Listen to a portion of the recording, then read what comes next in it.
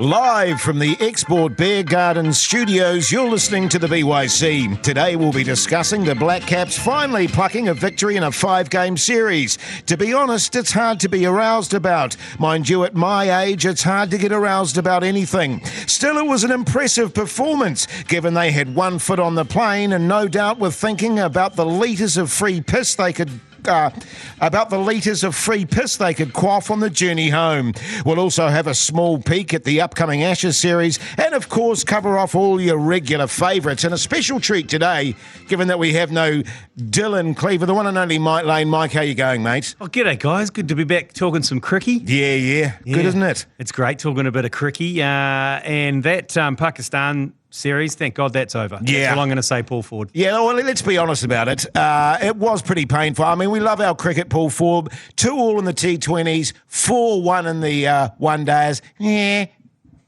I mean, to be honest, I'm surprised we got 3 wins. Let's just be really straight up about that. And I think that we probably overachieved. We certainly didn't overachieve in Game 4. We got absolutely drubbed. But chasing 335 to win was always going to be slightly problematic. But yeah, you're right. It's sort of it's been a difficult series, played at a terrible time, and pretty much a B team from New Zealand, whilst Pakistan are just absolutely cock-a-hoop and blazing away. In fact, after that 4th game, they went to number 1 in the rankings, but because they lost the 5th game, they fell down to 3rd. So it must have been one of the shortest-lived stints at number 1 in the rankings of all time. I want to punch myself in the face for saying this. I really, really do. But in some respects, Mike Lane, as Paul Ford was alluding to there, a kind of B squad for New Zealand and some valuable knowledge gained throughout this process coming up with the World Cup coming up. Standout performances for you? Will Young. I love Will Young. I think Will Young. I'd bet him if I was that way inclined. You'd turn for him. I'd turn for him. He's a good-looking man. Yeah, I think obviously Mark Chapman in the T20s. Yes, there's some positives there. Son of a Mitch, Ravindra. I think Ravindra is getting better and better. Even the HMN's there, Shipley. He didn't play too badly. Yeah, and look, getting the likes of Kyle McConchie and exposing them. I mean, massive baptism of fire going to Pakistan. But I think you're right. There is a positive in, developing these younger players. I mean, half that squad will not make the one-day World Cup, but that's fine. They've got a bit of experience. And can we just finally say that Will Young is in the starting 11, Paul Ford? Yeah, I think we can. Yeah, surely we can. Come on now. Just on the Shipley front, I've got to admit, when I first saw him, I thought, dear God. Oh, yeah. I really did. I thought, oh, no, what have they done? But I'm seeing a little bit in something about him, Paul Ford. I like his bounce. I like his pace. Milne was firing it down there. Chapman, as mentioned by Mike, in the T20s, outstanding, no question. Didn't really follow on after being kept on for the one-dayers. Son of a Mitch, Young. Any other standout performers for you? No, I just say, Chapman is sort of not top of the pops in terms of the stats from the one-days, but, a couple of pretty handy knocks at striking it at sort of 140, 150, sort of 45s off 30 balls, that type of stuff. Look, I think like you, it was really Will Young, and he really won that duel, if you like, for that Kane Williamson position. And Tom Latham seems to have turned into Kane Williamson. He's really running sort of a steady the ship 2.0 in that Williamson-less team. And you can't fault Mitchell averaging 74 for the series, a strike rate of 97. And I think McConchie put in a couple of eye-catching performances actually. Look decent. Yeah, he's not a bad player, McConchie. Is it McConchie or McConchie? Is it McConchie or McConchie? I'm not sure. I don't like saying the word conch. I don't like saying it. Let's go Conky. Better than Conky. I think Conky. I want to play as Conch anyway. Yeah, put it that way. I'll play as. But actually, no, that's a fair point though, Paul Ford. Yeah, I agree with you. There were a couple of nice performances from him, solid performances from him, and he didn't look overwhelmed by the big stage whatsoever. So maybe, looking back on this tour, very uninspiring in many respects. The boys, as mentioned by you, Paul Ford, actually probably getting more victories than we were anticipating. A bit of backup for the World Cup. Mike Lane, it's not till the end of August, I believe, when the Black Caps are back in action. That's quite a hiatus, but gives the boys time to recover and get fit. Yeah, well, they've got the Tour of England, don't they, coming up. And don't forget the UAE. Oh, yes, that very important tour of the UAE. where they will be playing 3 ODIs versus the UAE, who recently lost to Papua New Guinea, but there we go. You're joking. Did they really? Yeah, it's not I don't know what's going on there. But yeah, there's a bit of short form over in England, then back again, then obviously over to the World Cup in India. Are you heading over there, Jace? The World Cup in India? Yeah. Oh, look, I'll have to check my schedule. Probs not, to be honest. Probs not? Nah. We commentating that? You could well be. I'll be at the Rugby World Cup. Oh, will you? Yeah, I'll be at the Rugby World Cup. Yeah, nice for some. Yeah, I'll be doing that on the Export Ultra Beer Garden Tour. And I'm just going to throw in a plug here. You can join us by texting Paris to 3236. Piss off with your rugby chat. Yeah. This is a BYC, Lane. Hey, look, you have to pay me in somehow, and you paid me with that Export Ultra liner, so suck on that. Well, on the Cricket World Cup, I'd love to be organising a trip to that, but the BCCI haven't released the dates, and they've said they're not releasing the dates until the IPL finishes. What? Why? What? Madness. Is that so they can work out which pitches will suit their bowlers and batsmen? Is that because that's what that stinks of? That's like, where do you reckon will perform the best? Where should we play Australia? Where should we play New Zealand and England? Looking at the team's strengths, this is my conspiracy theory. Looking at teams' strengths, like obviously teams like Pakistan got some and Bangladesh got some handy spinners. Let's not go to a wicket that turns. Mm-hmm. New Zealand, let's put them on anything. But that's the only reason I can think they're doing that. Why else would they be doing that? Mind you, having said that, when the Australians were touring there last, they kind of shot themselves in the foot a little bit, in that sense, didn't they, Paul Ford? They certainly did. I think the BCCI just can't be asked. They're like, why do we don't need to plan 3 months ahead. They're going to pack it out. There's 1 billion Indians waiting to buy the tickets no matter when. They'd happily probably turn up with 3 hours notice. It's frustrating. I'm just stressing about who has to organise all the flights and accommodation and everything else. Like, that would stress me out, and the fact that you don't know where you're playing, you don't know how long you're spending there. I mean, where did New Zealand know even where they're flying into? Nope. Oh, Fuck. That wouldn't stress me too much, Mike, to be honest. I'd be in control. Well, give me a couple of days, I'd sort it out, mate. Whatever. I mean, if they want me to sort it out, that's all right. I've been travelling with you, Jason Hoyte, and don't get me wrong, if you don't have the piece of paper with the actual ticket, time, place, and where and when on it, at least a week beforehand, you stress the F out. Hey, now listen. Things have changed since the last time we travelled, mate. Have you got the app? I've got an app. Oh, Jesus. Yeah, I know. I've got an app.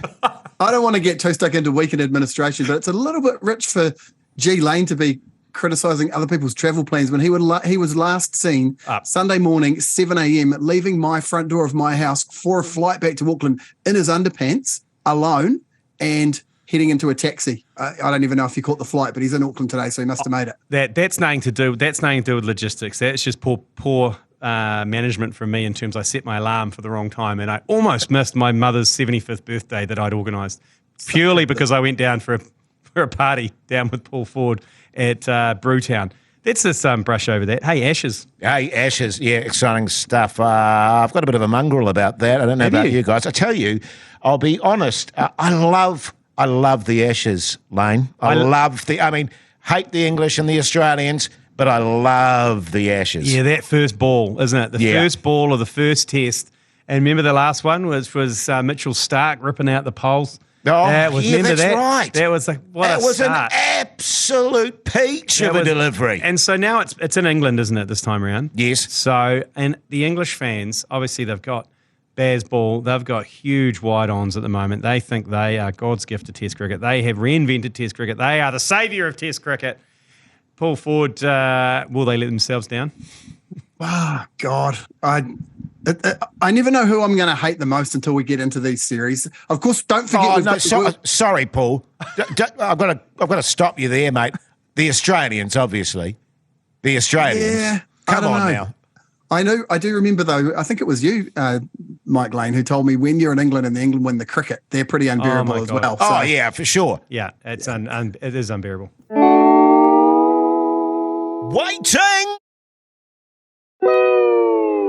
Waiting. And let's not forget, we've also got the one-off test match. England play Ireland, and then of course there's the World Test Championship match as well. So it's there's a couple of interesting little entrees on the way until that first match starting Friday night, 10 p.m. I think, June the 16th at Edgbaston. I thought they would start at Lords, but anyway, they're not. They're starting at Edgbaston. I've also heard a rumour. unconfirmed, that the Ashes could potentially be free to air on TVNZ. Wow. Ooh, Well, because if they've taken all of the cricket rights from Spark Sport as part of that deal, remember Spark Sport had the deal with the ECB to get all of the English games over there. So theoretically, whispers I've heard is potentially you could be watching the late night news, Jason Hoyte, on TV1, just with the lights out missionary, and then just on next, first ball of the Ashes. Red before bed. Yeah. But I mean, if it wasn't on that, it'd be on Sky anyway. No, it's not going to. I don't think it's going to be on Sky. Oh, really? No, it's going to be. I think it's going to be free to air, and it's going to be on TVNZ. Well, okay, in that case, I'm cancelling my subscription. Well, you should be watching the Warriors, and you should be watching Super Rugby Warriors and the Cricket World Cup and the Cricket World Cup, yeah, and the IPL right. and the IPL. Yeah. Whatever. Hey, one person that's not going to be at the Ashes, well, not for much of it, is Jofra Archer, who, of course, just about killed Steve Smith in 2019 and was responsible for none other than Marnus Labuschagne coming onto the scene as a batting substitute. Archer is he's broken himself again over at the IPL. Had a look at the stats. England have played 139 matches since he started playing for England. He's played 27 of those matches, and he's just been ruled out of the Premier League. He's back in England, having had that elbow surgery. He only played 5 matches in the IPL. He's going to miss the rest of that. God, what they would do to have him fit and firing, I do not know. Well, just on that front, Mike Lane, thinking about the Ashes, is Bazball, and I'm looking at who do we call the favourites here? Is Bazball going to be able to sustain the pressure that the Australians are going to put on them? Look, I think in their home conditions, I think they will.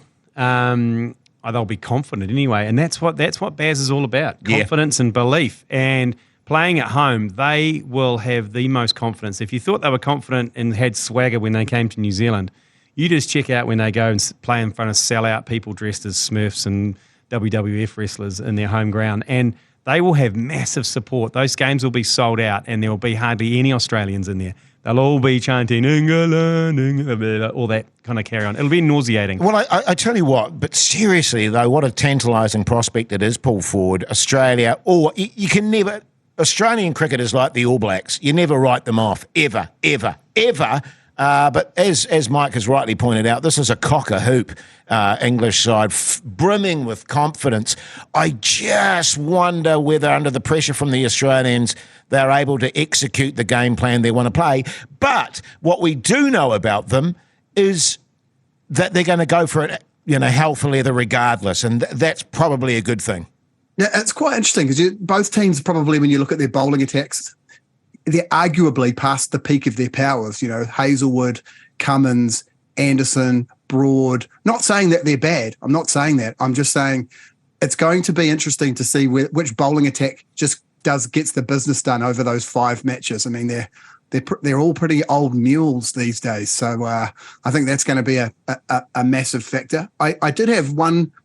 There's a couple of things as well. There's a couple of the Aussies, Labuschagne and Smith, who I mentioned before, but also Marcus Harris and Michael Nisa, who's not maybe in the squad, but on the cusp of it. And they're all over there already playing the Duke's ball in dewy conditions and sort of the start of, late spring or whatever it is over there, and all playing county cricket. So I think that's going to be potentially a factor as the Aussies just get their batting awareness of what it's going to be like in English conditions. The Aussies as well, they're not even playing any warm-up games. They're going straight into the World Test Championship final at the Oval on June the 7th, and then they are going to a golf trip in Merseyside and then a training camp in Kent. So they're playing centre wickets, having nets, and a spot of golf to lead into the Ashes. That sounds very Bazball. Yeah, it does, doesn't it? Just play a bit of golf. But seriously, because I thought on occasion, my feeling about Bazball was that at some stage, a team's going to call their bluff. And the South Africans actually did it in one of the test matches and actually took it to them and won the test match. And I thought, I feel like at some point they're going to lose confidence in it or they're going to falter in their approach. But actually, the way that I've watched England play, that's not going to be the case, especially with Stokes as captain. They're just going to go for it, and they actually have no fear. So I'm favouring very slightly the English. Are you? Very slightly. That's because you can't temper your hatred of Australians. Yeah, that's true. It's called hope. That's true. Hey, let's segue into the IPL. Have you been watching much of it, Mike? To be honest with you, I have not been watching a lot of it at all. I've been watching a bit of cricketing porn in Devon Conway. Yes, how good. And the way he just goes about his work each and every week. And for a guy, how much did they pay? He got 150 grand, 200 grand or whatever. That is the buy of the century in the IPL. That's pretty much who I've been watching mostly, and watching lovely Trenty as well, and just making me angry. That's about it. But Paul Ford, you'd be up all night watching this, wouldn't you? Oh, totally. Yep, that's right. Conway, magnificent. What's he, 550s and 10 bats? I thought he'd be like right up the top of the run scoring stakes, but he's fourth. He's more than 100 runs behind Faf and Paf, Duplessis, Alan Soper. Quite a long way behind him. So, look, the guy that caught my eye this week was Glenn Phillips, who won a man of the match for a 7-ball innings. Now, he did hit 25 off those 7 balls and earned some love from Davey Dum Dum playing for the Sunrisers Hyderabad. But, pretty remarkable effort from Glenn Phillips. And he said that, as we all do, the ball that he should have hit the furthest was the slot ball that he couldn't get over the fence and got caught. So always good to see international cricketers running quite rudimentary village cricket kind of analysis of their own play. Lovely Trenty this week. He's come out and said that he wants to get back and play for the Black Caps. So he's obviously pining for that World Cup spot. He's really, really keen. He said he's almost salivating and he's almost begging to be put in that World Cup squad. One thing that's going to help him in that, Paul Ford, and that is hot off the press, that David White has announced he's stepping down in August. So that will probably help Trenty's chances, because I think he was a big advocate for if you're not contracted, you're not playing anything. So that'll be interesting to see how that pans out. Yeah, will be. Just on the Conway, it is cricketing porn, and it's so good. We love it, seeing our players succeed over there. And you're right, it was about 150, 200. But he's really taken the ball by the horns. I wouldn't be surprised if next season he's looking at $500,000. Yeah. You know what I mean? Oh, at least. If he doesn't get up near $1 million next year, then they're madness. Because I think, who was it that bought him? Was it Stephen Fleming? Yes. Yeah, of course it was. CSK. And he's just one of those cricketers, which we've talked about ad nauseum, that just makes the most of every situation that he's in. He knows his game. He knows his cricket. And he's just a fantastic cricketer. Now, sad news this week in the passing of Lindsay Crocker, former first-class player, of course. I think he played for Northern Districts, 54 first-class matches. Was also the chief executive of Auckland Cricket, I believe, for about 7 odd years, maybe. Yeah, Paul Ford worked under Lindsay Crocker, didn't you, Paul? I did, actually. He was a bloody magnificent person. I had a hell of a lot of time for him, and had a couple of connections with him, actually. One of the first provincial games I ever went to with my old man was at the Tauranga Domain, and Lindsay Crocker was playing. I think David White was playing, Russell Marwini. Jeez. It just meant that from the very first time I ever started thinking about cricket as a kid, Lindsay Crocker's name was in my head. And as Mike just mentioned there, back in January 2002, we took a Beige Brigade tour over to Australia, and we beat the Aussies at Adelaide, at the Adelaide Oval on Australia Day. One of the greatest days of my life. I just checked out the Adelaide Oval. Oh, yeah. Yeah, beautiful, mate. Beautiful. It was magnificent. And Lindsay was in the stands, and we carried on and did our thing. And afterwards he got in touch with us and he said, I don't know what you guys are up to with this Beige Brigade thing, but you guys need to come and work for me at Auckland Cricket. And so a few months later, I quit my job and did move to Auckland and did work for Lindsay Crocker and had an office at Eden Park. And pretty soon after that, it was the start of the players' strike and all those sorts of things. And it was a great few years working with him. I learnt heaps off him. And there was a lovely obituary which was written, I don't know who wrote it actually. It was put out by New Zealand Cricket this week.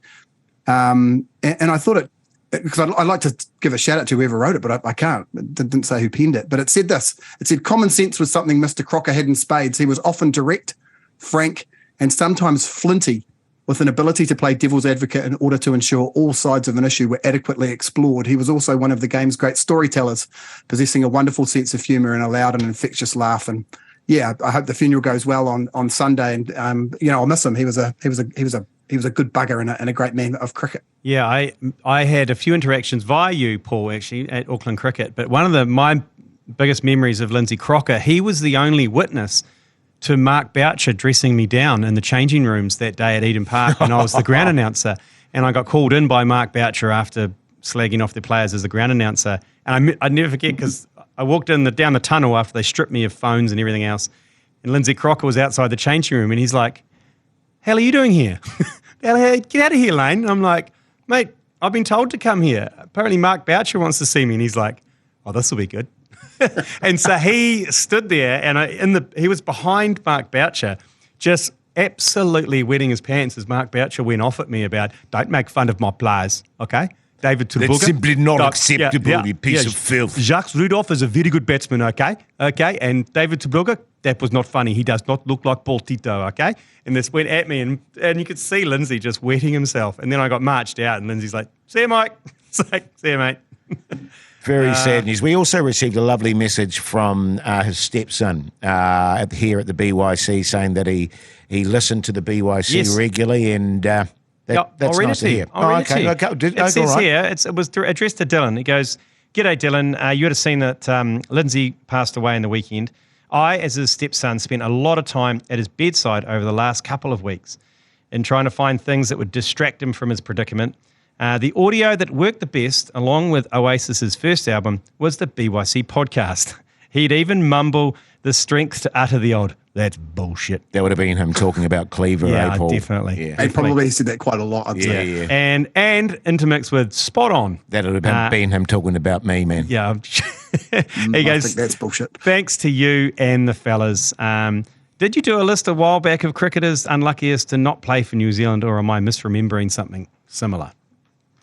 So there we go. Oh, we need to do that. We should.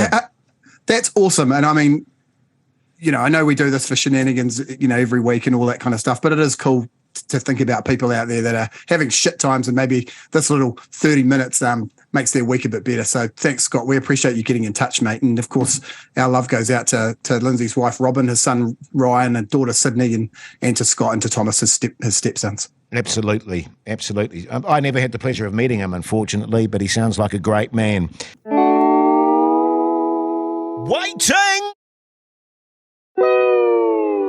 Waiting! Hey, now listen, right now it's time for one of your favourite slots on the BYC podcast. It's Paul Ford's News or Ruse.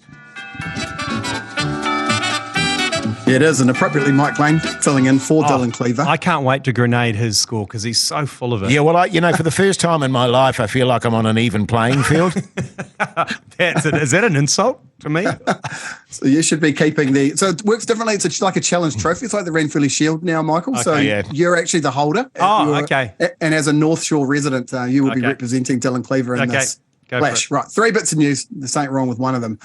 We've got a bit of a Trent Bolt situation developing in Ireland with Irish bowling star Josh Little, who will need to wait at least another 6 months for a coveted test debut, with the talented player set to miss next month's 4-day test match against England at Lord's. On Saturday, Cricket Ireland unveiled its 15-player squad for the marquee fixture, and Little was the notable absentee. The 26-year-old is Ireland's best bowler.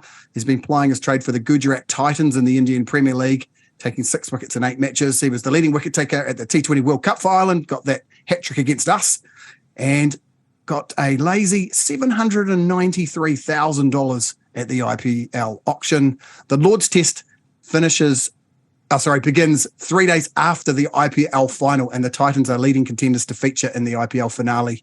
So he's been held back, which makes Ireland shithouse for that test match, which sucks. Number 2, Test cricket might morph into short annual events like the Wimbledon Tennis Grand Slam Tennis, according to Gujarat Titans owner Manoj Badali. He said cricket's longest format needed to be more of an event to attract fans. He also pointed that the packed calendar estimated players would play cricket between 220 and 230 days of the year. "We can make Test cricket work if we make it more of an event," he said. "We should have it at the same time every year, played between a small set of nations that can actually afford it, and Lord's becomes like Wimbledon, an event that is in the diary." The amount of times I hear arguments like, Ben Stokes wants to play Test cricket. Yes, that's important, but what's really important is what future fans want to watch and where they're going to spend their money. God, I hope he's wrong. And number 3, a cricket club threatened with closure by NIMBY neighbours has installed new boundary nets to keep stray sixes out of people's gardens after a £35,000 fundraising campaign. Coal Hill Cricket Club in Dorset decided in January it had to ban adult cricket because of too many complaints from local residents. They've been playing there for 118 years, but rich people started moaning and they had to stop playing cricket. The Daily Mail stepped in, massive fundraiser, £35,000 worth of netting installed around 3 sides of the ground. Then they had a match, and one of the neighbours who hadn't been complaining but had been all part of it came out, hit the winning runs, and they made heaps of money at the bar, according to the Coal Hill captain, George Taylor. There we go. Oh, so look, I mean, I'm out of the loop on the Ruse and how nefarious you go in changing what the Ruse is, or if it's obvious or not. But as the challenger, do you go first, or do I go first? I think it's me that goes first. You're today, the challenger, actually. so I'm the Ramfleet Shield holder. Okay. I want to say that ground hasn't been going for 118 years. Okay, that's it. You've gone number 3. You're going for number 3. I'm going for 2. I'm going around the whole Lords and who was it? The Gujarat Lions. What was his name? Manoj Badali. I don't believe that Manoj Badali is from the Gujarat Lions. That is a sensational intervention by Mike Lane, because you are quite right. Manoj Badali is the owner of the Rajasthan Royals. So that is a sensational intervention from you. That's the trophy remains on the North Shore. It's called a tin ass. It's called a lucky dip, mate. God almighty. You like that knowledge bomb? Yeah, jeez. I reckon there was a bit of collusion going on there. Some collusion behind the scenes. Paul Ford would never collude to make me look smarter. I only ever collude with you, Jace, when I feel sorry for you. Yeah, that's true. Hey, but right now it's time for Jace's commentary, Nook. Hit it, Adam. He's hit that one away down towards fine leg, and it will get to the boundary. But he's decided to have a go there, despite the fact that they've set the trap for him. He's pretty aggressive in his attitude. 3 for 154. He smashed that, and it's going away down towards the boundary there. It was in the air. I don't think Gow would even be aware that lunch was due. He's just leant back and smashed it over the top. The best thing Gooch could do would be to get down that end and hang in there. Certainly hard to pin down. He's got his own method. He's had a go at this one. He's going to be out. Last ball before lunch. They've got him in the trap. He's out. Would you believe it? David Gower, the last ball before the lunch break. He's smacked it straight down Merv Hughes' throat. And the little trap that has been set for him has worked. That is the end of David Gower, a real danger man in circumstances like this. Gooch cannot believe it. He's still standing out in the centre, almost as if to say, I cannot believe it's happened. He's leaving his gloves out there. What do you reckon, Bill Laurie? Well, it's ridiculous, isn't it? The top-class player who scored over 8,000 runs would fall for that. The boy in the park wouldn't fall for that. His trap was set, 1 ball to go. 1 o'clock had already ticked over on the clock, and Gooch would be a very angry captain. And that's terrible cricket from a fine player. Dermot's not unhappy about it. He's got his 3rd wicket. It's 4 for 160. Now, my question about this particular clip, Yeah. it's 3-pronged. All right? Yeah. What year was that test match? What test match was it? And how much did David Gower score? And if you get all 3 right, we'll give you some stuff. We'll just pick a random right answer. We've got some stuff to give them, don't we, Mike? Yeah, we've got some ACC flat caps, we've got hats, T-shirts. You can even set a... Incidentally, where's my bat? I've It's got a in shirt. the Is it bat still is in the there? bag. All right. Okay, Can I take that bag home? Yes, you can. But Okay, can I? Am I able to sell stuff No. on Trade Me? No, you're not, Jason Hoyte. And Oh. if I have to explain to you one more time where the bat's kept in the bat bag, in the bat slide. Anyway, see, look, Ford's got his Yes Samir. We'll send out a Yes Samir T-shirt to the person who gets it correct. Yeah, nice. Great stuff. Hey, now it's time for Paul Ford's Cricket Violence Corner. Paul Ford's Cricket Violence Corner. And by some absolute force of serendipity, we are off to South Africa this week, where 3 former Selborne College students face 8 counts of assault. Selborne College, of course, is a posh school that none other than Mark Boucher attended. The 3 students graduated from the semi-private school last year. The trio, who are now at university, were released with a warning in November last year after allegedly beating 7 of their schoolmates with cricket bats. The victims were aged 13 at the time. Several ended up in hospital. 2 of the 3 young men involved in the attacks were first team captains in hockey and rugby, and also prefects. They woke up the group of 7 boys, took them to one of the hostel rooms, and then assaulted them with cricket bats. 3 of them were in St. Dominic's Hospital, where they spent several days recovering. Jesus, grim stuff from Selborne College. Jeez, I love the Cricket Violence Corner. It's the grimmest part of the BYC, but in a strange, sick way, it's my favourite part. Yes. Hey, now it's time for your topper correspondence. Listen, people want to get in touch with us, Paul Ford. We love you getting in touch with us, asking us questions, giving us your opinion, rating us. What do they need to do, mate? Flick us an email to byc@beigebrigade.co.nz or slide into the DMs of the Beige Brigade or Alternative Commentary Collective on Instagram or Facebook. This is from Jesse B, and he writes, here is a possible best New Zealand 11 cricket team of all time. Martin Crowe, captain. Glenn Turner, Kane Williamson, Ross Taylor, Stephen Fleming, Brendan McCullum, wicketkeeper, Richard Hadley, Vittori, Bond, Bolt, Chris Keynes. Let's just say he's put this through ChatGPT. So this is what the ChatGPT has spat out for Jesse. This team includes some of the greatest players in New Zealand cricket history, with Martin Crowe at the top of the order and leading the team. The batting lineup is strong and includes the likes of Glenn Turner, Kane Williamson, Ross Taylor and Stephen Fleming. Brendan McCullum adds firepower in the middle order and also takes on the wicket-keeping duties. The bowling attack includes some of the most talented bowlers New Zealand has produced, with Richard Hadley leading the way. He's joined by Daniel Vittori, Shane Bond, Trent Boult and Chris Cairns. This team has a good balance of experience and skill and would be a formidable opponent for any team in the world. I concur. Yeah, I think the only player missing from there, potentially unlucky, is Tim Southey, and whether he would come in for someone like Shane Bond, but then you do want someone who's got pace like Shane Bond, don't you? And obviously you're putting Chris Cairns up the order there, and maybe where Richard Hadley is at, he's got him at 7, but very, very, very hard to argue with Paul Ford. Yes, but we should argue with it. I mean, if we look at it, there's only, what have we got there? There's only 3 pace bowlers and a spinner. So, yeah, I don't know. I think Mark Richardson will be really pissed off. I mean, he's pissed off a lot of the time. So, oh, no. I mean, let's not even go there, mate. He'll definitely pissed off. I think... instead of Crowe or Turner? Well... no, I'm thinking it's instead of Fleming, actually, potentially. I think you can make the argument. You could make the argument. And Are you pissed? Tim Are you pissed, Paul Ford? Tim Southey will be devastated. And I do see that it is a little bit wonky because you've got Chris Cairns batting at number 11 under this scenario. Yeah. And Martin Crowe is opening the batting. So that's what a little bit messy. That's what I mean, is that you'd have Cairns at 7 and Hadley down the order further. Yeah. Definitely. You know what I mean? And Jace, as a great cricket historian, I'm sure what's going through your mind is, how could Jack Cowie not be in there? 45 wickets at an average of 21. He got Len Hutton for 0 and 1. He got Bradman out for about 10 when he played New Zealand, and sent everyone home in Adelaide as their hero was dismissed. If you were Jack Cowie's granddad, you'd probably be grandson, you'd be disappointed that he's not in there as well. Yeah, but if you look at that batting lineup, Crowe, Turner, Williamson, Taylor, Fleming, McCullum, Cairns. I mean, hello, you got a bit of damage going on there, and the bowling attack. The only thing I would say in terms of the bowling attack is maybe Murphy Sewer.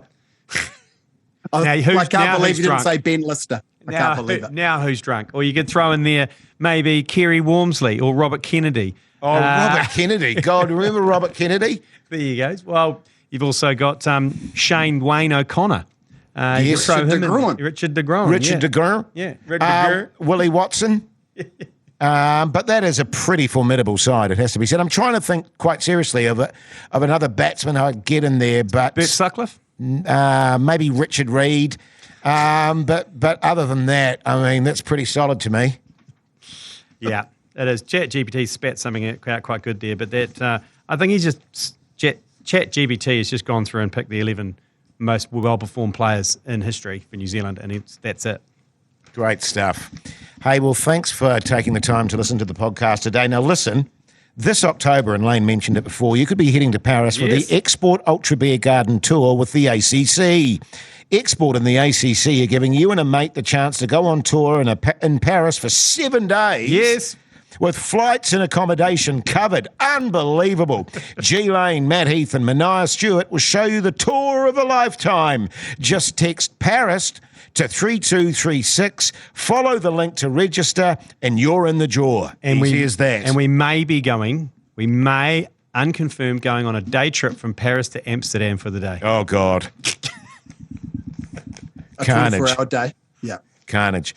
Hey, no, seriously, thanks for taking the time to listen to the podcast. Tell all your mates about it, why don't you? Yeah. Until the next time, see you later.